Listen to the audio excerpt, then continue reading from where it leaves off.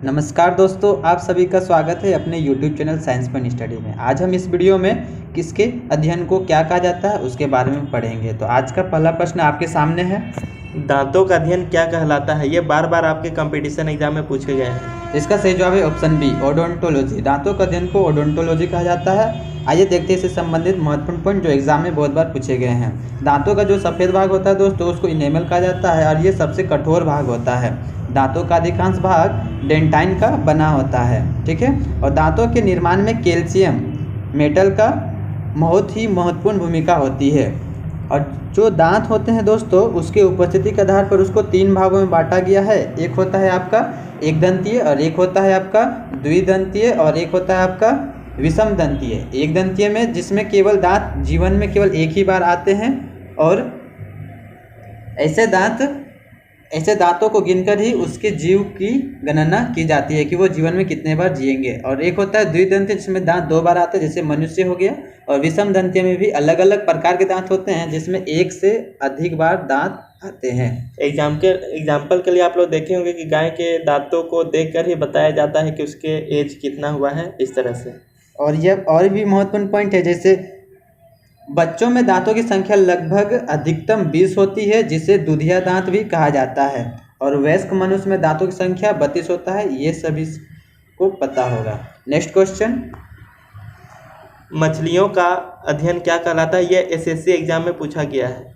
तो इसका सही जवाब है ऑप्शन ए, इक्थियोलॉजी। इक्थियोलॉजी को मछलियों का अध्ययन कहा जाता है। याद रखिएगा, गरनाई एक ऐसी मछली है जो पानी में भी तैरती है और ज़मीन में भी उड़ती है और हवा में भी रहती है।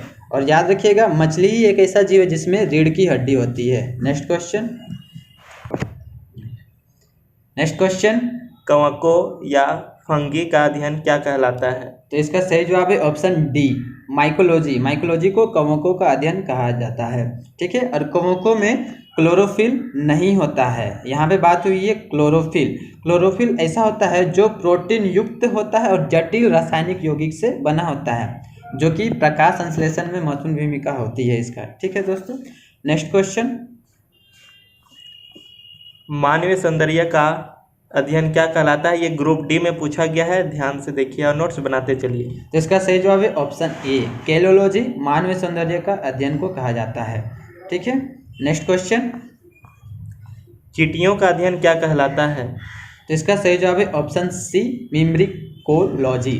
मिम्ब्रिकोलॉजी को चींटियों का अध्ययन भी कहा जाता है। याद रखिएगा, ये क्वेश्चन पूछ सकता है। चींटियों के जो पैर होते हैं वो लगभग 6 होते हैं, पूछा गया है एग्जाम में। नेक्स्ट क्वेश्चन, फलों का अध्ययन क्या कहलाता है। तो इसका सही जवाब है ऑप्शन सी, पोमोलॉजी। पोमोलॉजी को फलों का अध्ययन कहा जाता है। तो एक क्वेश्चन मैं आपसे पूछ रहा हूँ, फलों का रानी किसे कहा जाता है, ठीक है। फलों का राजा तो सभी को पता होगा, आम होता है, लेकिन फलों की रानी कौन है। नेक्स्ट क्वेश्चन, ऊतकों का अध्ययन क्या कहलाता है। तो इसका सही जवाब है ऑप्शन डी, हिस्टोलॉजी। हिस्टोलॉजी को ऊतकों का अध्ययन कहा जाता है।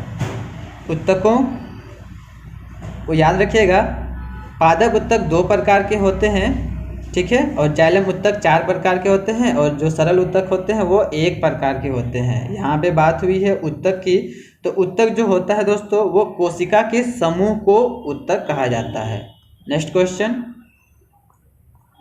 शैवालों का अध्ययन क्या कहलाता है। तो शैवालों का अध्ययन को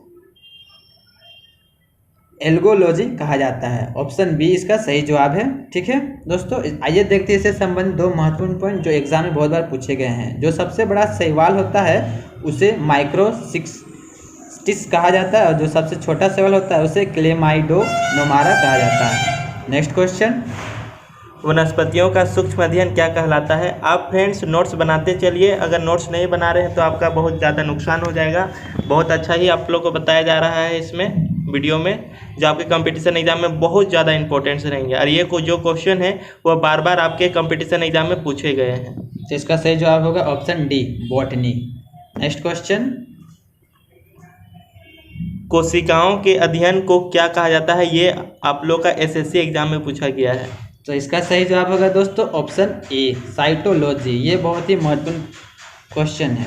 नेक्स्ट, वृक्षों की आयु का अध्ययन को क्या कहते हैं। तो इसका सही जवाब होगा ऑप्शन सी, डेंड्रोक्रोनोलॉजी। डेंड्रोक्रोनोलॉजी को वृक्षों की आयु का अध्ययन भी कहा जाता है, ठीक है। और ये जो इससे संबंधित महत्वपूर्ण पॉइंट देखते हैं, शुष्क जलवायु अर्थात जहाँ जलवायु नहीं होते हैं उसके प्रति अनुकूलित पेड़ पौधों को मरुदभिद भी कहा जाता है, ठीक है दोस्तों। और ये जो पॉइंट है ये बहुत ही महत्वपूर्ण है। पौधों में जल संवहन का कार्य कौन करता है दोस्तों? जाइलम करता है। नेक्स्ट क्वेश्चन, महामारी रोगों के नियंत्रण का अध्ययन क्या कहलाता है? तो इसका सही जवाब होगा ऑप्शन बी, एपिडेमियोलॉजी। इसे याद रखिएगा, महामारी शब्द यूज हुआ है जो कि 2020 में से संबंधित है। तो ये क्वेश्चन नेक्स्ट एग्जाम के लिए बहुत ही इम्पोर्टेंट हो सकता है। नेक्स्ट, मनुष्य की जातियों का अध्ययन क्या कहलाता है? तो इसका आंसर लगभग सभी को पता होना चाहिए। इसका सही जवाब होगा ऑप्शन सी, एथनोलॉजी। नेक्स्ट, जीवाश्मों का अध्ययन क्या कहलाता है, जो ग्रुप डी में पूछा गया था? तो इसका सही जवाब होगा ऑप्शन ए, पेलियोंटोलॉजी, जो जीवाश्म का अध्ययन कहा जाता है। आपको बता दें यहाँ पे यूज हुआ है जीवाश्म। जीवाश्म उसे कहते हैं जो प्राचीन जीव जो होते हैं उसका कुछ जो चित्र होता है या बचा हुआ जो भाग होता है उसका चट्टान में बना हुआ होता है, उसे ही जीवाश्म कहा जाता है, ठीक है। नेक्स्ट, छिपकलियों का अध्ययन क्या कहलाता है? तो इसका सही जवाब होगा ऑप्शन बी, सारोलॉजी। नेक्स्ट क्वेश्चन, सरीसृपों का अध्ययन क्या कहलाता है? तो इसका सही जवाब होगा ऑप्शन डी, हर्पेट्रोलॉजी, ठीक है। यहाँ पे यूज हुआ है सरीसृप। सरीसृप ऐसे जीव होते हैं जो रेंग कर चलते हैं। ये भी प्रश्न पूछते हैं, जो रेंग कर चलते हैं उसे क्या कहा जाता है? सरीसृप। नेक्स्ट, उड़ने वाले जंतुओं का अध्ययन को क्या कहा जाता है? तो इसका सही जवाब होगा ऑप्शन सी, एरोबायोलॉजी, ठीक है। नेक्स्ट क्वेश्चन, फलों का अध्ययन को क्या कहा जाता है? ठीक है, यहाँ पे फूलों है, ठीक है दोस्तों, फूलों का अध्ययन। तो इसका सही जवाब होगा ऑप्शन ए, एंथोलॉजी, जो फूलों का अध्ययन कहलाता है। इससे संबंधित एक महत्वपूर्ण पॉइंट है नीलकुरिंजी, जो एक ऐसा फूल है जो 12 साल में एक बार खिलता है। तो ये भी बहुत ही इम्पोर्टेंट होगा क्योंकि इसके बारे में हाल ही में नरेंद्र मोदी जी ने बताया था। नेक्स्ट क्वेश्चन, मांसपेशियों का अध्ययन को क्या कहा जाता है? तो इसका सही जवाब होगा ऑप्शन सी, माइलॉजी, ठीक है। Next question,